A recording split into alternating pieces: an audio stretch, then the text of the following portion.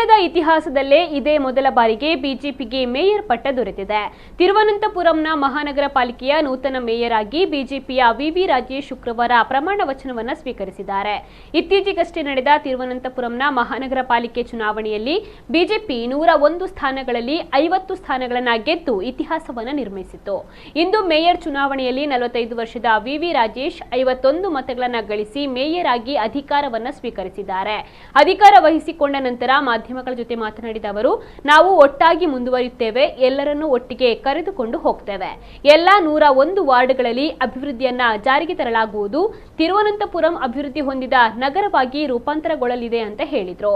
Thiruvananthapuram city corporation ರಚನೆಯಾದ ಮೇಲೆ ಹಾಗೂ ಕೇರಳದ ಇತರ ಸಿಟಿ ಕಾರ್ಪೊರೇಷನ್ಗಳನ್ನು ಒಳಗೊಂಡಂತೆ ಇದೇ ಮೊದಲ ಬಾರಿಗೆ ಬಿಜೆಪಿಯ ಅಭ್ಯರ್ಥಿ ಮೇಯರ್ ಆಗಿ ದಾಖಲೆ ನಿರ್ಮಾಣವಾಗಿದೆ.